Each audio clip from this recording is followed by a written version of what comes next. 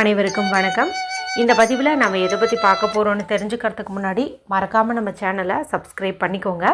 பக்கத்தில் இருக்கிற பெல் பட்டனையும் கிளிக் பண்ணிவிட்டு ஆளுங்கிற ஆப்ஷன் கொடுத்துட்டிங்கன்னா நான் போடுற வீடியோக்கள் எல்லாமே மிஸ் ஆகாமல் நோட்டிஃபிகேஷனில் வந்துடும். இந்த பதிவு மிக மிக முக்கியமான பதிவு அப்படின்னே சொல்லாங்க. உங்களுடைய வாழ்க்கையில் நீங்கள் எப்படிப்பட்ட கஷ்டத்தில் இருந்தாலும் சரி, அது பண ரீதியாக இருந்தாலும் சரி, மன ரீதியாக இருந்தாலும் சரி, அந்த கஷ்டங்கள் எல்லாம் நீங்குவதற்கும், அதே போல் எப்படிப்பட்ட விருப்பங்களாக இருந்தாலும் சரி, அது சொந்த வீடு அமையறதுலையாகட்டும், அல்லது வேலை கிடைக்கிறதுலையாகட்டும், குழந்தை பாக்கியம் கிடைக்கிறதுலையாகட்டும், திருமணம் கைகூடுவதிலாகட்டும், இல்லை பணம் சேர்வதிலாகட்டும், எந்த மாதிரி விருப்பமாக இருந்தாலும் அது எல்லாமே பார்த்திங்கன்னா உங்களுக்கு நிறைவேறக்கூடிய ஒரு நாள்னு பார்க்கும்போது நாளைய நாளை சொல்லலாம். ஒரு சில நாட்களில் நம்ம சாதாரணமாக ஏதாவது ஒன்று செஞ்சோம்னாவே அது நமக்கு பலனை கொடுத்துரும். அந்த மாதிரி ஒரு நாளாக தான் நாளைய நாளானது நமக்கு அமைஞ்சிருக்குது. நாளைக்கு அற்புதமான ஒரு நாள். குறிப்பாக பெண்கள் யாருமே இந்த நாளை தவற விட்டுறாதீங்க. சரி, நாளைய நாள் அப்படி என்ன சிறப்புன்னு பார்த்தலாம். நாளை மார்ச் மாதத்தின் 26ஆம் தேதி, பங்குனி மாதத்தின் 12ஆம் தேதி, நிறைஞ்ச வியாழக்கிழமை. பொதுவாக வியாழக்கிழமை அப்படிங்கிறது பொன்னையும் பொருளையும் அள்ளித்தருகின்ற குபேரருடைய வழிபாட்டுக்கும், தடையில்லாமல் சுபகாரியங்களை நடத்தி தரக்கூடிய குரு பகவானுடைய வழிபாட்டுக்கும் ஏற்ற ஒரு நாள்னு சொல்லலாம். இந்த நாளில் நமக்கு பங்குனி மாதத்திற்குண்டான வளர்பிறை அஷ்டமி திதியானது இருக்குது. இந்த வளர்பிறை அஷ்டமி ஸ்வர்ணாகர்ஷண பைரவர் வழிபாட்டுக்கு ஏற்ற ஒரு நாள்னு சொல்லலாம். இந்த அஷ்டமி திதி இன்று மாலை 5:11 அப்படிங்கும்போது தொடங்குது. இது நாளை மதியம் 2:56 வரைக்கும் இருக்குது. இந்த பங்குனி மாத வளர்பிறை அஷ்டமியை அசோக அஷ்டமி அப்படின்னு சொல்லுவோம். கரெக்டாக சொல்லணுன்னா, இப்போ இந்த பங்குனி மாதத்தில் மார்ச் 19ஆம் தேதியிலேருந்து 27ஆம் தேதி வரைக்கும் இருக்கக்கூடிய இந்த 9 நாட்களுமே வசந்த நவராத்திரி அப்படின்னு சொல்லுவோம். நான் உங்களுக்கு முந்தைய பதிவிலே சொல்லியிருந்தேன் இல்லையா, இந்த வசந்த நவராத்திரியில் வரக்கூடிய ஒவ்வொரு நாளும் திதியுமே விசேஷம் வாய்ந்ததுன்னு. அதில் வரக்கூடிய இந்த 8வது திதியான அஷ்டமி திதியை தான் நம்ம அசோக அஷ்டமி அப்படின்னு சொல்லுவோம். அதாவது ராமநவமிக்கு முந்தைய தினம் வரக்கூடிய இந்த அஷ்டமி திதியை நம்ம சொல்லுவோம். சரிங்களா? அசோகம் அப்படின்னு என்னென்னா, இப்போ சோகம் அப்படின்னு என்ன, கஷ்டம், கவலைகள், துயரம், இது மாதிரி எடுத்துக்கலாம். அசோகம் அப்படின்னா அதெல்லாம் தீர்ந்து போகக்கூடிய, நம்மை விட்டு போகக்கூடிய ஒரு நாள் அப்படின்னு சொல்லலாம்.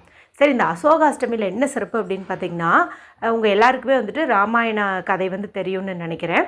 அதாவது ராவணன் சீதாதேவியை அசோகவனத்தில் சிறை வச்சுருந்தபோது அங்கே சீதாதேவி பார்த்திங்கன்னா தன்னுடைய வாழ்க்கையில் நடந்த பல நல்ல நிகழ்ச்சிகளையாகட்டும், இல்லை இப்போ ராவணன் கடத்திட்டு இந்த சோகமான நினைவுகளையாகட்டும், அங்கே இருக்கக்கூடிய செடிகள் கிட்ட சொல்லுவாங்களாமா, மனசு விட்டு பேசுவாங்களாம். அந்த செடிகளுமே பார்த்திங்கன்னா அவங்க சொன்னதுக்கு தகுந்த மாதிரி தலையசைச்சு தான், அதாவது இப்போது செடிகள் காற்று வரும்போது அப்படியே அசையும் இல்லையா, அந்த மாதிரி தான் அசைஞ்சதுங்க. இது ஒரு தற்குறிப்பேற்றணி அப்படின்னு கூட சொல்லலாம். அதாவது இயற்கையாக நடக்கிறதுல சீதாதேவி தன்னுடைய கருத்தை ஏற்றி சொல்கிறாங்க அப்படிங்கிற மாதிரியும் எடுத்துக்கலாம். அந்த செடி எதுன்னு பார்த்திங்கன்னா மருதாணி செடி. மேலும் இந்த அசோகவனம் அப்படிங்கிறதே பார்த்திங்கன்னா மருதாணி செடிகள் நிறைந்த ஒரு வனம் அப்படின்னு சொல்லுவாங்க.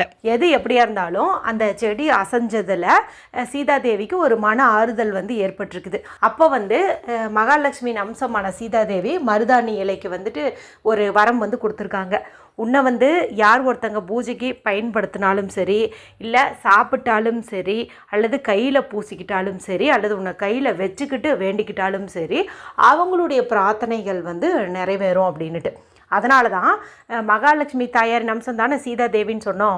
அதனால தான் மகாலட்சுமிக்குரிய பொருட்களில் இந்த மருதாணி இலையும் சொல்லுவோம். பெண்கள் இந்த மருதாணி இலைகளை நம்ம அரைச்சி கையில் பூசிக்கிட்டோம்னாவே கைகள் ராசியான கையாக மாறும், லக்ஷ்மி கடாட்சம் பெருகும் அப்படின்னு சொல்லுவாங்க.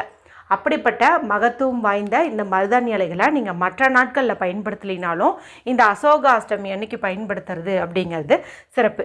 இது எப்படியெல்லாம் பயன்படுத்தலாம் அப்படின்னு பார்த்திங்கன்னா, இப்போ உங்களுக்கு மருதாணி இலை 1 கிடச்சிச்சு அப்படின்னா கூட போதும். இப்போ இந்த ஒரு இலையில் நீங்கள் மகாலட்சுமி தாயாருக்குரிய ஸ்ரீங்கிற பீஜ மந்திரத்தை சிவப்பு நிறம், நீல நிறம் அல்லது பச்சை நிற பேனாவை பயன்படுத்தி எழுதணும். ஸ்ட்ரீம் அப்படின்னு சொல்லிட்டு நீங்கள் எழுதிக்கோங்க. ஒரு இலை கிடச்சிதுனாலும் போதும். அந்த இலையை நீங்கள் கழுவிட்டு சுத்தம் பண்ணிவிட்டு தொடச்சிட்டு அதில் ஸ்ட்ரீம் அப்படின்னு சொல்லிட்டு நீங்கள் எழுதிக்கோங்க. இப்போ இந்த இலையை உங்களுடைய இடது உள்ளங்கையில் வச்சுட்டு வலது கை கொண்டு முடிக்கிட்டு உங்களுடைய விருப்பத்தை முன்வைங்க. எனக்கு நல்ல ஒரு செல்வ செழிப்பு உண்டாகணும், பணம் சேரணும், எங்கள் வீட்டில் பணம் எப்போதுமே பெருகணும் அப்படின்னு சொல்லி நீங்கள் மனதார வேண்டிக்கோங்க. இப்போ இந்த பரிகாரத்தை பீரியட்ஸ் டைமில் பெண்கள் செய்யலாமா அப்படின்னு கேட்டால் தாராளமாக செய்யலாம். இப்போ நீங்கள் விளக்கு மட்டும்தான் வந்து வீட்டில் ஏற்றி வைக்க முடியாது, மற்றபடி நீங்கள் ஹாலில் உட்காந்து இந்த பரிகாரத்தை செய்யலாம். இப்போ சுத்தமாக இருக்கிறீங்கும்போது உங்கள் வீட்டில் மருதாணி செடியும் இருக்குது அப்படிங்கும்போது ஒரு கொத்து இலைகளை நீங்கள் பறித்து பூஜை அறையில் பயன்படுத்துகிற மாதிரி ஏதாவது ஒரு தட்டு எடுத்துகிட்டு அந்த தட்டை சுத்தம் பண்ணி மஞ்சள் குங்குமம் விட்டுட்டு அந்த தட்டில் இந்த இலைகளை வந்துட்டு பரப்பி வச்சுருங்க. இப்போ இதுக்கு நடுவில் மண்ணகல் விளக்கியோ அல்லது ரெகுலராக நீங்கள் ஏற்றக்கூடிய ஒரு விளக்கியோ கூட நீங்கள் வந்துட்டு வைக்கலாம். இந்த மாதிரி வச்சும் கூட நீங்கள் ஏற்றலாம். ஏற்றி வச்ச பிறகு இதே போல் ஒரே ஒரு மருதாணி இலையில் ஸ்ரீம்கர பீஜ மந்திரத்தை எழுதி உங்களுடைய இடது கையில் வச்சுட்டு உங்களுடைய விருப்பத்தை வந்துட்டு முன் வைக்கலாம். மொத்தத்தில் இந்த இலையை வந்து நீங்கள் நாளைக்கு பயன்படுத்துறது உங்களுக்கு கோடான கோடி பலனை வந்து கொடுக்கும், கஷ்டங்களை வந்து போக்கும். இந்த அசோகாஷ்டமியினுடைய அர்த்தமே பார்த்திங்கன்னா சோகங்கள் மறைதல், அதாவது கஷ்டங்கள் மறைதல் அப்படின்னு தான் வந்து அர்த்தம். இப்போ தீபம் ஏற்ற அளவுக்கு இலை கிடச்சிச்சின்னா நீங்கள் வந்துட்டு தீபம் ஏற்றி வைக்கலாம். சரிங்களா? தீபம் ஏற்ற அளவுக்கெல்லாம் எனக்கு இலை கிடைக்காது, ஒன்று கிடைக்கிறதே பெருசுன்னா நான் சொன்னமே இந்த பீஜ மந்திரத்தை மட்டும் எழுதி நீங்கள் உள்ளங்கையில் வச்சுட்டு வேண்டிக்கலாம். அதன் பிறகு இந்த இலையை உங்களுடைய பர்ஸில் பணம் வைக்கக்கூடிய இடத்துல வந்து வச்சுக்கோங்க. இது வந்து கிழிஞ்சு போகிற வரைக்குமே நீங்கள் அந்த பர்ஸில் வந்து வச்சுக்கலாம். சரிங்களா? இது வந்து காஞ்சிச்சு அப்படின்னாலும் இதனுடைய நேர்மறை சக்தி துளி அளவும் வந்து குறையாது, அப்படியே தான் வந்து இருக்கும். இது உங்கள் பர்ஸில் இருக்க பணம் சேர்ந்துக்கிட்டே இருக்கும் அப்படின்னு வந்து சொல்லலாம். இப்போது விளக்கு கடியில் மருதாணி இலைகள் வச்சிங்க இல்லையா, நீங்களும் என்ன பண்ணலாம் அப்படின்னா விளக்கெல்லாம் வந்து நெய்யோ எண்ணெயோ ஊற்றி ஏற்றிருப்பீங்க இல்லையா, அதில் குறைஞ்ச சமயத்தில் ஒரு பூவின் கம்பை கொண்டு குளிர வச்சுருங்க. அதன் பிறகு இந்த மருதாணி இலைகளை ஒரு வெள்ளை நிற துணியை பயன்படுத்தியோ அல்லது மஞ்சள் நிற துணியை பயன்படுத்தியோ இல்லைனா ஒரு பேப்பராவது பியூரான அன்ரூல்டு ஒயிட் ஷீட்லேயாவது இந்த இலைகளை கொட்டி அதை வந்துட்டு நீங்கள் மடித்து உங்களுடைய பீரோலையோ பர்ஸ்லேயோ பணம் வைக்கக்கூடிய இடத்துல வந்து வச்சுக்கோங்க.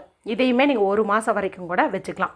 அதன் பிறகு இது காஞ்சி போய் இருக்கும் இல்லையா, இந்த இலைகளை நீங்கள் வெள்ளிக்கிழமை அன்னைக்கு சாம்பிராணி தூபம் போடும்போது இந்த காஞ்சி இலைகளை அப்படியே அதில் போட்டு வீடு முழுக்க காட்டுறது நல்ல ஒரு லக்ஷ்மி கடாட்சத்தை வந்து பெருக்கும், தீய சக்திகளை வந்து துரத்தி அடிக்கும் அப்படின்னு வந்து சொல்லலாம். ஸோ உங்களுக்கு அதிகமாக கிடச்சிச்சின்னா அந்த மாதிரி பயன்படுத்துங்க, ஒன்று கிடச்சிச்சின்னா இந்த மாதிரி வந்துட்டு பயன்படுத்துங்க. இன்னொன்று வந்துட்டு சொல்கிறேன், இதில் ஒரு இலையாவது நாளைய நாளில் நீங்கள் கும்பிட்டு முடித்த பிறகு வாயில் போட்டு நல்ல மென்று சாப்பிட்றது அப்படிங்கிறது வந்து நல்லது. இது வந்து நம்மளுடைய உடம்புக்குள்ளே இந்த நாளில் செலுத்துக்கிறது அப்படிங்கிறது வந்து அற்புதமான பலனை வந்து கொடுக்கும்.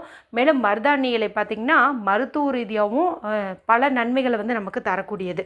மேலும் இந்த ஒரு இலையை சாப்பிட்றதுனால நமக்கு ஒன்றும் வந்து கஷ்டமாகவும் இருக்காது, அது ஒரு கசப்பாக இருக்குது அப்படி இப்படி எதுவுமே வந்து தோணாது. சும்மா ஒரு சாங்கியத்துக்கு வாயில் போட்டு 2-3 மெல்ல மென்னுட்டு தண்ணீரை வச்சு நீங்கள் அப்படியே வந்து அதை முழுங்கிருங்க. ஏதாவது ஒரு வகையில் நம்ம வயிற்றுக்குள்ளே போச்சு அப்படின்னா கூட போதும். சரிங்களா? மொத்தத்தில் நிறைய இலை கிடச்சிச்சின்னா நீங்கள் விளக்கேற்றுவதற்கு வந்து பயன்படுத்திக்கோங்க. நிறைய கிடைக்காதுங்கிறவங்க இப்போ இந்த வீடியோ பார்த்துட்டிங்க இல்லையா, இப்போ நாளைய நாள் முடியறதுக்குள்ளே நீங்கள் எப்போ வேணாலும் இது செய்யலாம் இல்லையா, ஒரு 2 இலையாவது கிடைக்கிற மாதிரி பார்த்துக்கோங்க. ஒன்றில் வந்து நம்ம ஸ்ட்ரீம்னு எழுதி அதை பர்ஸில் வைக்கிறதுக்கும், இன்னொன்று வந்து நம்மளுடைய கோரிக்கையை முன் வச்சு வாயில் போட்டு மென்று முழுங்குவதற்கும் இதுக்கும் வந்துட்டு பயன்படுத்திக்கோங்க. ஸோ 2 மருதாணி இலை கிடச்சிச்சின்னா போதுமானதாக இருக்கும். இதெல்லாம் பார்த்திங்கன்னா வருஷத்துக்கு ஒரு முறை கிடைக்கக்கூடிய நாள். மற்றபடி மருதாணி பரிகாரத்தை நம்ம வெள்ளிக்கிழமை நாள் சனிக்கிழமை நாளில் செய்யலாம், தவறு கிடையாது. இருந்தாலும் அதுக்குன்னே அர்ப்பணிக்கப்பட்ட நாள்னு பார்க்கும்போது இந்த அசோகாஷ்டமியை வந்து சொல்லலாம்.